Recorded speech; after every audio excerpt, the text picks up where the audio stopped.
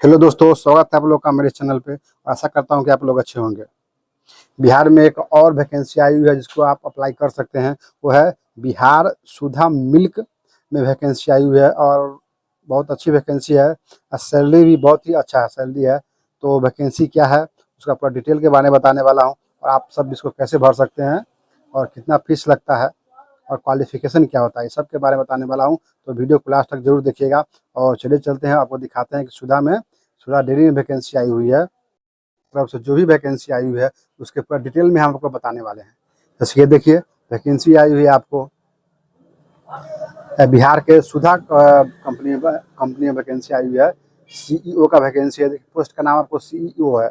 इसमें आपको total post vacancy की पोस्ट की संख्या आपको 10 पोस्ट है इसमें। और इसका जो सैलरी है, अच्छा खासा सैलरी दिया गया है। सैलरी आपको 35,000 रुपया सैलरी है।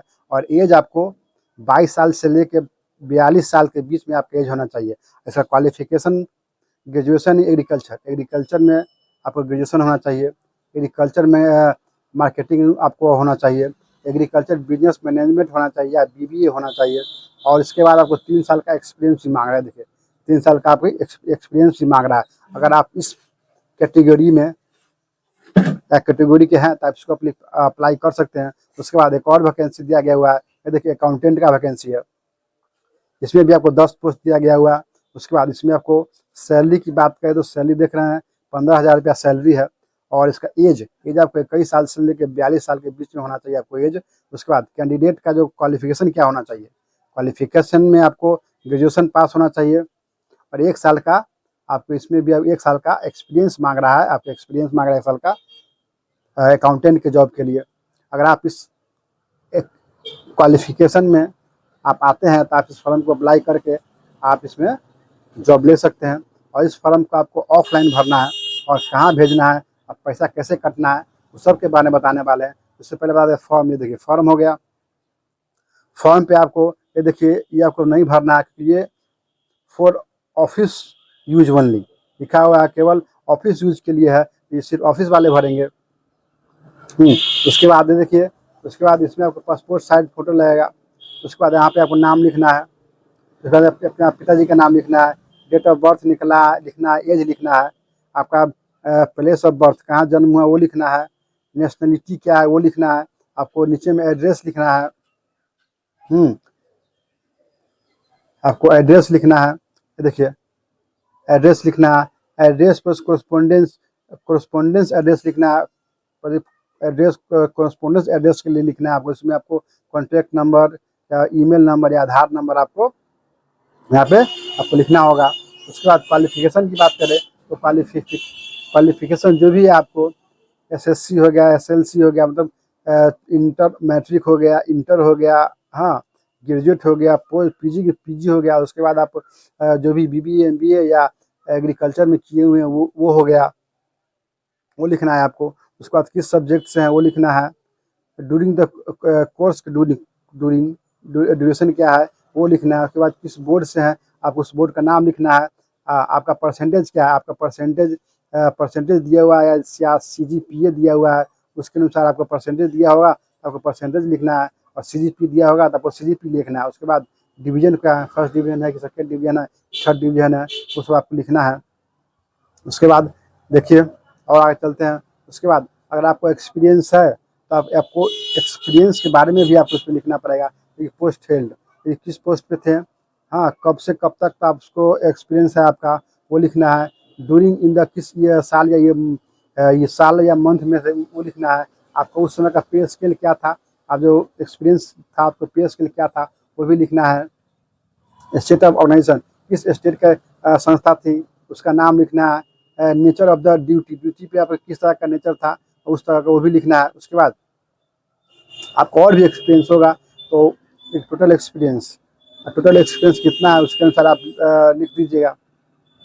उसके बाद ये कह रहा है कि अगर आपको कोई भी थाना हो गया, कोर्ट हो गया, हाँ, कह रहा है you have ever been detain the police custody और नॉट। अगर आप पुलिस कस्टडी से कोई आपका लफड़ा उफड़ा है, थाना में या कोर्ट में लफड़ा उफड़ा है, आपको यस करना पड़ेगा, नहीं तो आपको नो करना पड़ेगा।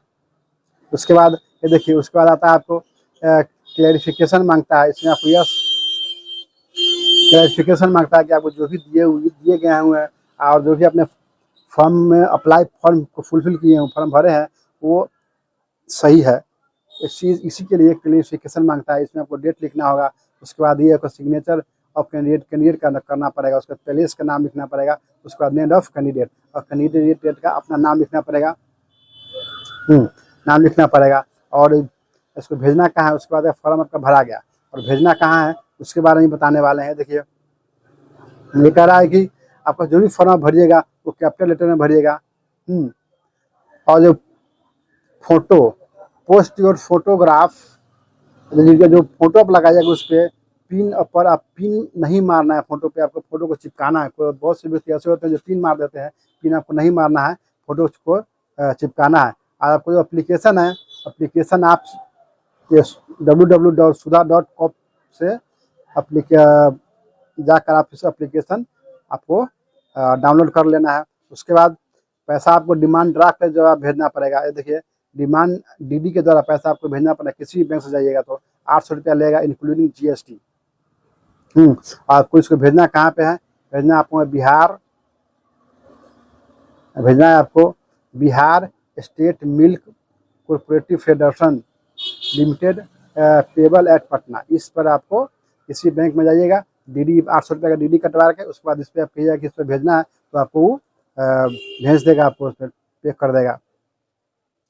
उसके बाद इसमें कह रहा है कि जो भी आपने एप्लीकेशन या फॉर्म फुलफिल किया हुआ है उसमें आप एक बार जरूर देख लें कि क्या सही है क्या गलत है, उसके बाद ही आप आगे की कार्रवाई करें। उसके बाद देखिए उसके बाद कह रहा है कि अगर आप कैंडिडेट आप शॉर्ट लिस्टेड हो जाते हैं तो आपको इंटरव्यू के लिए या रिटन टेस्ट के लिए बुलाया जाएगा और ये डिपेंड करेगा आपको नंबर कितना है, उसके अनुसार आपको इंटरव्यू होगा या रिटन टेस्ट होगा, उसके अनुसार आपको बुलाया जाएगा। उसके बाद देखिए उसके बाद कह रहा है the number of the vacancy inducting the environment notification. जो भी अब जो वैकेंसी का जो नंबर है वो भी आपको इस साइट पे जाके आपको पता चल जाएगा। उसके बाद कह रहा है देखिए उसके बाद ये कह रहा है कि एज हो गया, एक्सपीरियंस हो गया, क्वालिफिकेशन हो गया, हाँ ये सब आपको जिस पे भेजना है वो आपको 27 अगस्त 2024 तक आपको इसको भेज देना है। और जो भी डॉक्यूमेंट है डीडी के साथ भेजना है आपको। देखिए इसमें कह रहा है डीडी भी भेजना है, डीडी भेजना है। उसके बाद हो गया एक्सपीरियंस हो गया, आपका एक्सपीरियंस हो गया, पासपोर्ट साइज फोटो हो गया, हर एक चीज़ जो भी आपको डॉक्यूमेंट है वो सभी डॉक्यूमेंट का मार्कशीट का फोटो कॉपी आपको भेजना है। या तो आप सेंड बाई रजिस्टर्ड पोस्ट के द्वारा पोस्ट पे सेंड कीजिए, स्पीड पोस्ट कीजिए, कुरियर सेवा कीजिए, लेकिन आपको भेजना है आपको। और भेजना कहाँ है आपको, देखिए भेजना आपको यहाँ पे इस एड्रेस पर आपको भेजना है।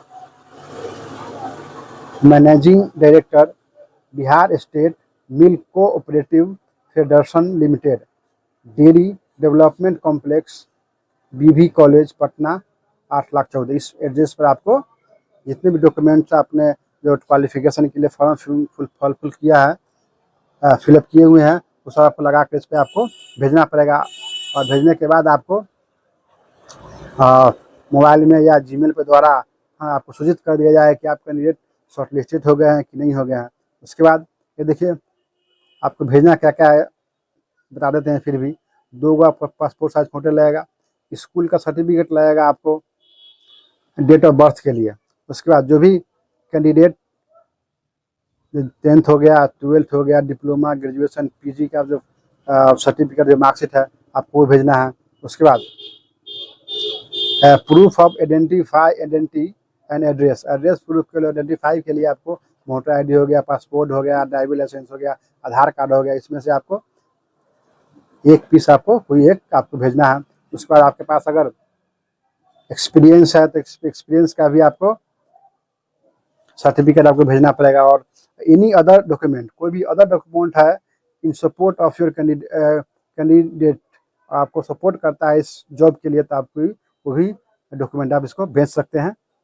तो ये रहा आपको सुधा मिल्क में जो वैकेंसी है उसका पूरा डिटेल रहा और आप इसको अप्लाई करके इस फॉर्म को अच्छा खासा जॉब नौकरी ले सकते हैं, नौकरी पा सकते हैं। तो वीडियो कैसा लगा ये आपको कमेंट करके ज़रूर बताइएगा और देखने के लिए बहुत बहुत धन्यवाद।